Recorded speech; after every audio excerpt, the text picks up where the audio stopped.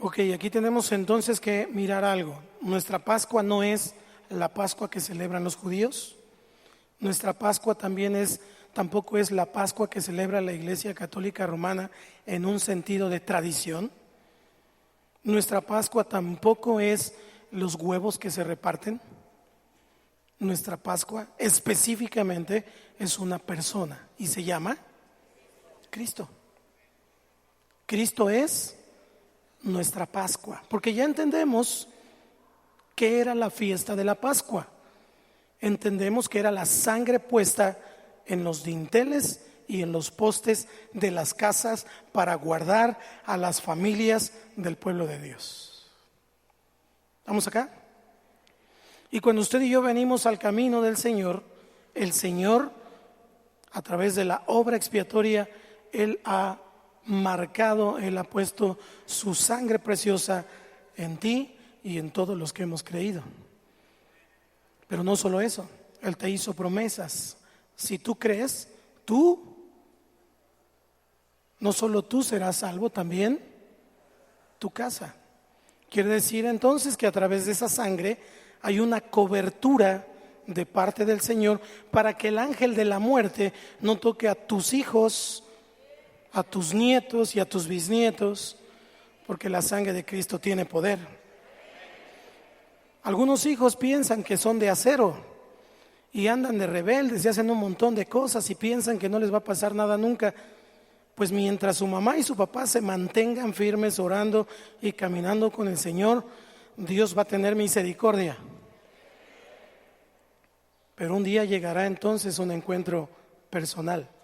Esperemos que ese encuentro sea con lazos de amor y no con una patita rota, pero de que va a haber encuentro, va a haber encuentro. Si no, pregúntenle a algunos que están por aquí. Dile al que está a tu lado: ¿y tú cómo llegaste, chiquito?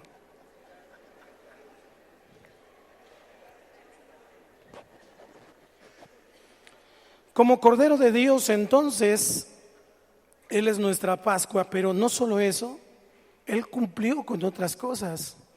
El Cordero tenía que ser sin defecto. Mírenlo conmigo en Éxodo 12:5. Vaya, para esta fiesta de la Pascua no era cualquier animalito, tenía que ser un corderito sin defecto. ¿Ya lo tiene ahí? 1, 2, 3.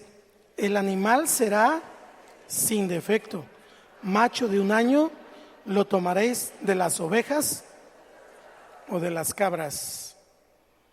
Tenía que ser sin defecto. Y Jesús cumple esa expectativa de Dios como Cordero Pascual. ¿En qué sentido? Que Él fue sin mancha. El apóstol Pedro, solo por dar algún ejemplo, aunque en la Biblia está todos los hechos de Cristo, dice en el capítulo 1, versículo 18 de su primera carta, dice: sabiendo que fuisteis rescatados de vuestra vana manera de vivir, la cual recibisteis de vuestros padres, no con cosas corruptibles como oro o plata, y ahora sí, el 19, sino con la sangre preciosa de Cristo, como de un cordero sin mancha y sin contaminación. Así que Cristo fue sin pecado. ¿Cuántos dicen amén? El justo por los injustos. No solo eso, también ninguno de sus huesos fue quebrado cuando estaba en la cruz. Y esto en el Antiguo Testamento también era una condición de parte de Dios. Éxodo 12:46. Mire cómo se comían la Pascua y además cómo tenía que ser preparada. ¿Cómo dice el 46?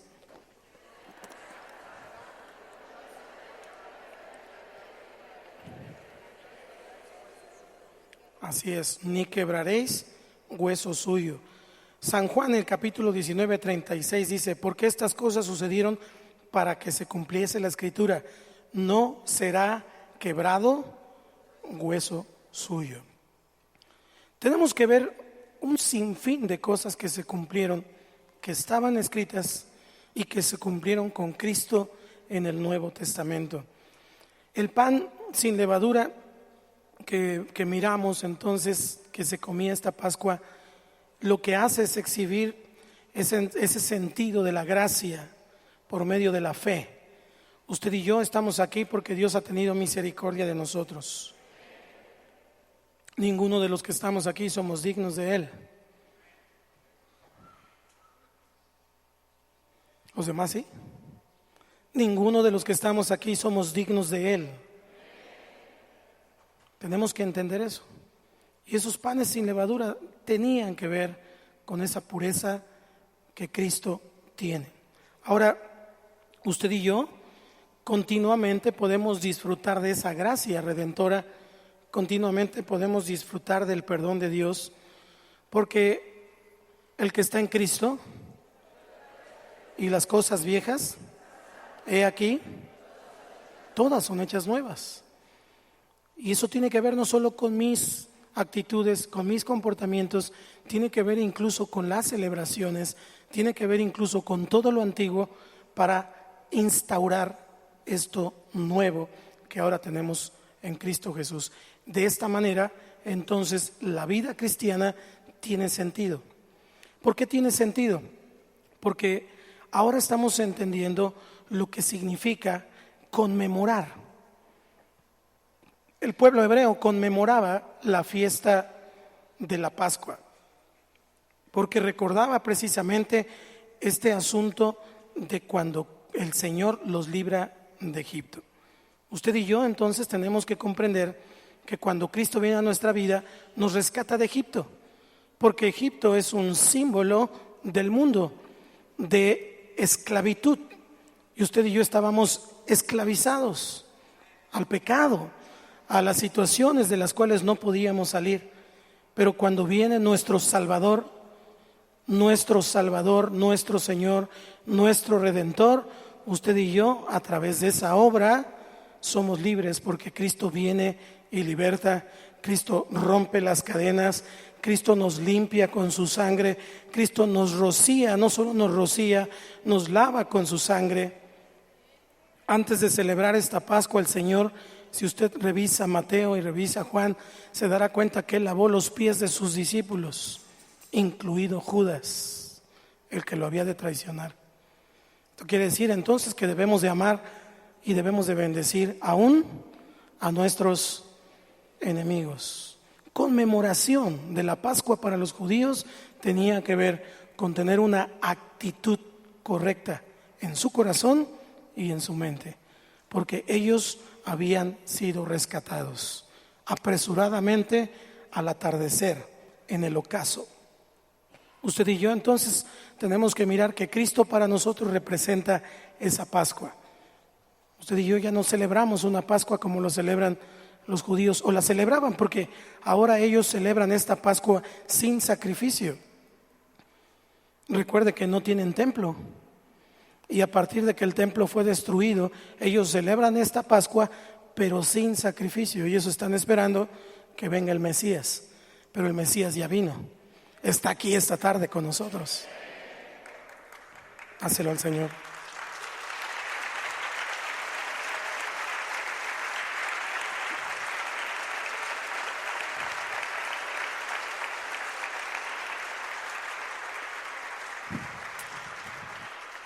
Por eso el Señor nos ha dejado esta ordenanza. Para nosotros no es un rito, no es un ritual.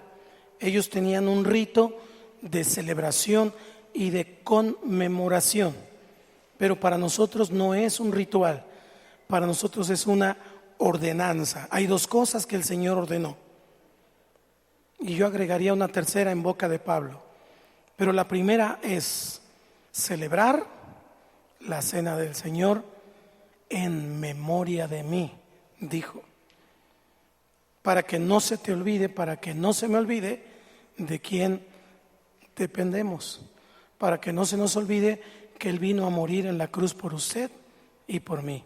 Tenemos que hacerlo en memoria de Él. La segunda es lo que el sábado haremos. Ya muchos lo hicieron, pero el sábado algunos se van a bautizar. Esta es la segunda cosa que el Señor dejó como ordenanza, y es bautizarse en el nombre del Padre y del Hijo y del Espíritu Santo. ¿Cuántos ya están bautizados? Ok. ¿Cuántos no se han bautizado? Levante su mano y que se van a bautizar. Gloria a Dios por ustedes. El sábado nos vemos. Bueno, mañana también. ¿Y cuántos nunca van a levantar la mano, venga el Señor o no venga?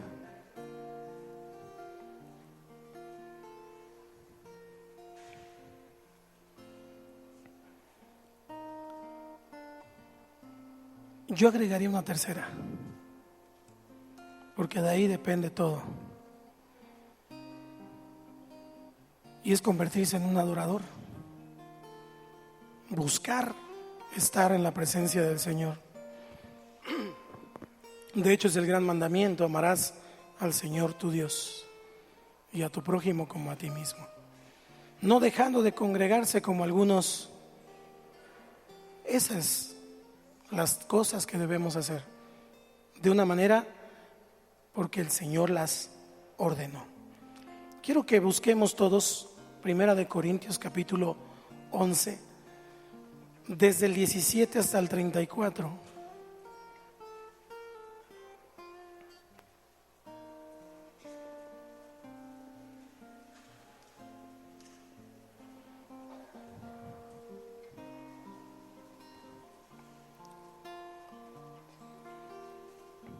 Cristo dejó instituido entonces a sus discípulos esta cena, y lo que vemos ahora en Corintios es lo que la iglesia hacía.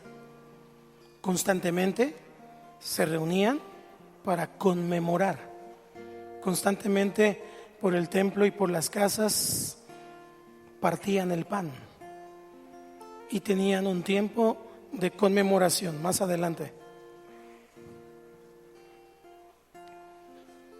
esta conmemoración ya no era que habían salido de Egipto. Esta conmemoración era que Cristo había muerto en la cruz por ellos. ¿Estamos acá? No se me distraiga, estamos acá, dejen los servidores ahí. Versículo 17. Pero al anunciaros esto que sigue, no os alabo, porque no os congregáis para lo mejor, sino para lo peor. El apóstol Pablo estaba regañando a la iglesia de Corinto porque habían desvirtuado lo que se celebraba desde el tiempo en que Jesús lo instituyó. Fíjese lo que dice: pues en primer lugar, cuando os reunís como iglesia, oigo que hay entre vosotros divisiones, y en parte lo creo. Decía, no todos son chismes y murmuraciones, yo los conozco, en parte lo creo. Y dice el 19, ayúdeme con el 19. Porque es preciso que entre vosotros, para que se hagan manifiesto entre vosotros los que son, quiere decir que el Señor permite que de repente haya una discordia, que de repente haya un pequeño pleito, un desentendimiento entre unos y otros, para entonces mirar en el corazón quién es pronto para perdonar y quién guarda levadura en su corazón. Aquellos que dicen perdono pero no olvido, eso no es de Dios, eso es del diablo. Es necesario, es preciso que haya entre vosotros disensiones. Dios las permite con una razón: para mirar quiénes son aprobados. ¿Aprobados en qué sentido? En que ames a Dios y a tu prójimo como a ti mismo. No puede convivir amor y orgullo en un mismo corazón, porque un árbol no puede dar buenos frutos y malos frutos al mismo tiempo. Así que lo que el apóstol Pablo decía: no te engañes. No puedes odiar y amar. O amas u odias, tan tan. No hay términos medios. O amamos y perdonamos, u odiamos y no olvidamos.